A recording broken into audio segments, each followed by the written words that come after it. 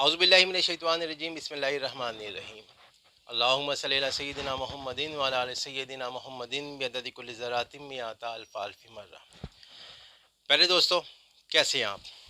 आज जिस टॉपिक के साथ हाज़िर खिदमत हुआ हूँ, ये टॉपिक बहुत ही ज़्यादा इम्पोर्टेंट है, इंफॉर्मेटिव है और बेसिक पर डिपेंड करता है।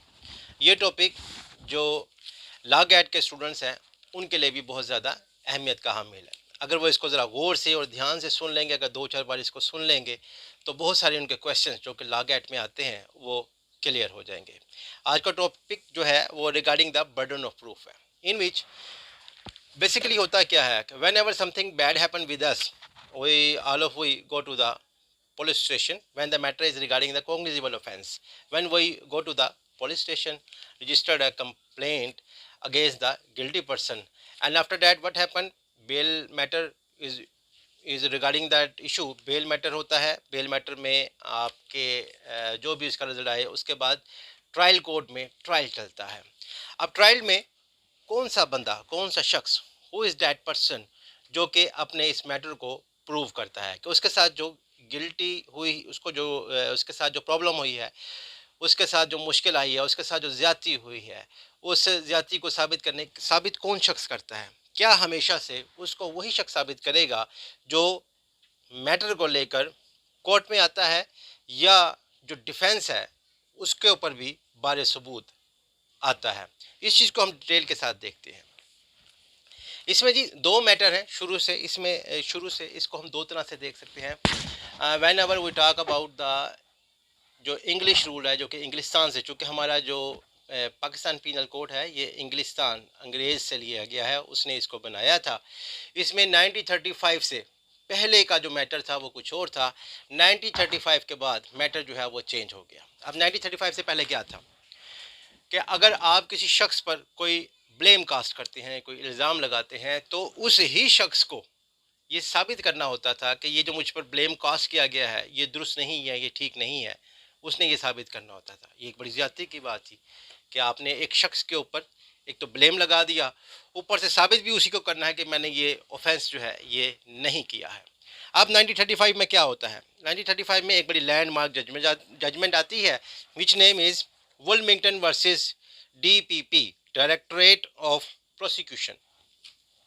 इसमें जो वुलमिंगटन है, इस पर एक इल्ज़ाम होता है कि इसने अपनी अहलिया का, जोजा का, मिसेज का मर्डर किया है। ये कोर्ट के सामने बहुत चीखता चिल्लाता है, वहाँ पर अपनी सफाई बयान करने की कोशिश करता है, बट इसको सज़ा हो जाती है। इसके बाद फिर ये अपील में जाता है, वुलमिंगटन वर्सेस DPP। यहाँ पर एक बड़ी लैंडमार्क जजमेंट, जिसको लैंडमार्क जजमेंट बोलते हैं, वो ये लैंडमार्क जजमेंट है।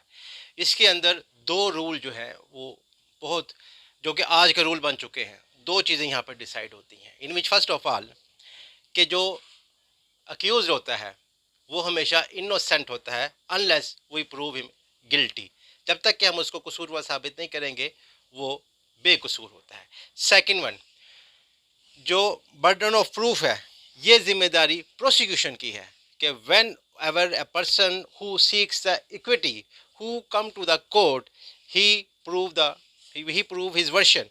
बर्डन ऑफ प्रूफ की जिम्मेदारी उसी शख्स की है जो इस मैटर को, इस मुद्दे को लेकर कोर्ट में आता है। तो मैंने बताया कि इसमें दो सेटल प्रिंसिपल हैं, इसमें जो कि इंग्लैंड रूल्स 1935 में ये बनाया गया कि बर्डन ऑफ प्रूफ जो है is always on the part of the prosecution and it's never shift. But इसमें चार एक्सेप्शंस हैं, चार इस्तिस्नाई सूरत हाल हैं, उसको भी अभी हम डिटेल के साथ देखेंगे। तो इसमें दो हमने चीज़ें देखी, दो बातें हमने देखी कि अक्यूज, दूसरी बात ये है कि अक्यूज इज़ इनोसेंट जब तक कि हम उसको गिल्टी साबित ना कर देते हैं, because he has benefit of doubts.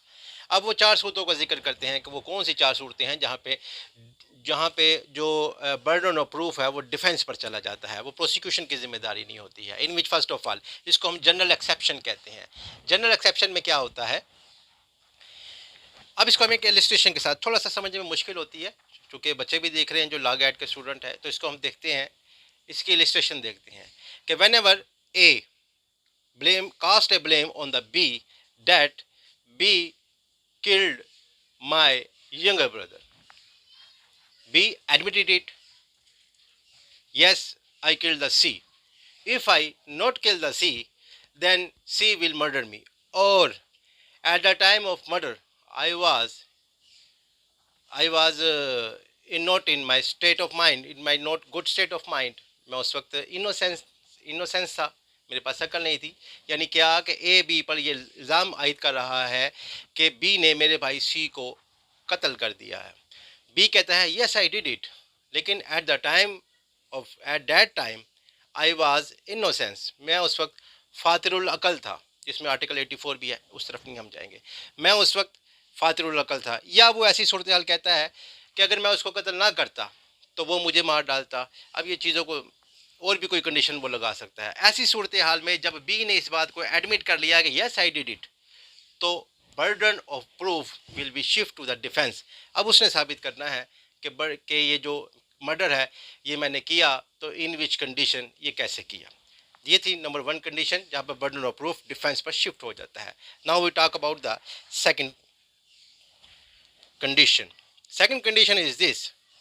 देखते हैं कि एक मिस्टर ए की शादी मिस बी के साथ हो जाती है। अब मिस्टर और बी, ए और बी जो है वो कई साल आपस में रहते हैं, 2 साल, 5 साल, 6 साल, 7 साल। इस टाइम पीरियड के बाद जो लेडी है मिस बी, उसकी वफ़ात हो जाती है। अब जो बी के जो एल्डर्स हैं वो ए पर, जो उसका शोहर है, उस पर पर्चा करवा देते हैं, एफआईआर दर्ज करवा देते हैं कि ये तो बहुत जालिम शख्स था, ये बहुत ज़्यादा जुल्म करता था, ये हमारी बच्ची को, बेटी को मारता पीटता था, इसके इस रवैये की वजह से मेरी बेटी जो है, हमारी बेटी बहन जो है वो फोत हो गई, वो मर गई है। तो इन डैट कंडीशन यहाँ पर भी, चूँकि जो ए है, जो बी है, जो खातून है, वो चूँकि एक्सपायर हो चुकी है, अब वो तो आकर नहीं अपना कोई भी बात बयान एक्सप्लेन कर सकती। लिहाजा इस सूरत हाल में जो बर्डन ऑफ प्रूफ है वो शिफ्ट हो जाएगा डिफेंस साइड के ऊपर। अब हम बात करते हैं तीसरी तरफ। अब ये जो तीसरा जो एक्सेप्शन है, वो तीसरी एक्सेप्शन जो है वो नॉर्मली हमें आजकल हम इसको देख रहे हैं, जैसे कि 9 मई के वाक़यात, 2023 के जो वाक़यात हैं, इसमें ऐसी सूरत हाल में कि जब, अच्छा वो क्या है, वो ये है, उसको पहले देख लेते हैं, उस समझने में आसानी हो जाएगा 9 मई के वाक़यात को, कि व्हेन एवर अ क्राउड, वो कोई ऐसा फेल सर अंजाम देते हैं, कोई ऐसा इलीगल काम करते हैं, जैसे सरकारी तनसीबात को नुकसान पहुंचाते हैं, उसकी तोड़ फोड़ करते हैं, और किसी शख्स की वहाँ पर मौजूदगी साबित हो जाती है शहादतों के ज़रिए से या जियो फेंसिंग के ज़रिए से। जियो फेंसिंग क्या होती है, इसके लिए मैं एक वीडियो पहले बना चुका हूँ, उसको मुलाहिज़ा फरमा लीजिएगा। किसी भी तरीक़ेकार से आपकी मौजूदगी वहाँ पर साबित हो जाती है, then burden of proof shift to the defence side. अब उसको प्रूव करना है कि that I was just standing there, I was nothing involve in that such illegal activities. मैंने ऐसा कुछ भी नहीं किया, I was just standing there, मेरी मौजूदगी वहाँ पर है ज़रूर, but I did not any kind of crime.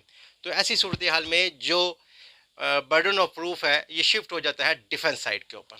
Now we talk about the fourth and the last one condition when burden of proof transfer to the defence side, which is, वो है कि एक जो जना का मैटर जो है वो सामने आता है।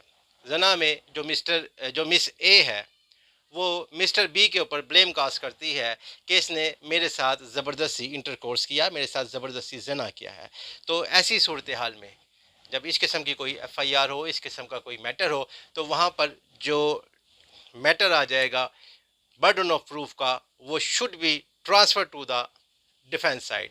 It will be transfer to, not should be, it will be transfer to the defence side. अब उस बंदे को, उस मेल पर्सन को ये साबित करना है कि मैंने ऐसा नहीं किया, या जो भी कंडीशन, जो भी सूरत हाल होगी, according to the situation, according to the FIR, according to the incident, जो भी सिचुएशन होगी उसके मुताबिक मैटर को डील किया जाएगा। But the fourth one condition is this, that कि मैंने ये ऑफेंस, मैंने ये क्राइम नहीं किया है। तो these were the four conditions, these are the four conditions in which burden of proof transfer to the defense side. So दोस्तों, ये था आज का हमारा टॉपिक कि बर्डन ऑफ प्रूफ होता क्या है, बर्डन ऑफ प्रूफ 19 इसका साबित इसको किसने करना होता है, कौन से वो तरीक़ेकार हैं, कौन सी वो सूरत हाल है जब बर्डन ऑफ प्रूफ प्रोसिक्यूशन से डिफेंस के साइड पर ट्रांसफ़र हो जाता है। क्योंकि नॉर्मली ये एक प्रिंसिपल है कि who seeks the equity, who seeks the justice, the burden of proof should be on his side. वो उसने प्रूव करना होता है, बट एक्सेप्ट फॉर कंडीशंस। सो आज के लिए इतना ही, फिर किसी अच्छे टॉपिक के साथ हाजिर खिदमत होगा। अल्लाह हाफिज़।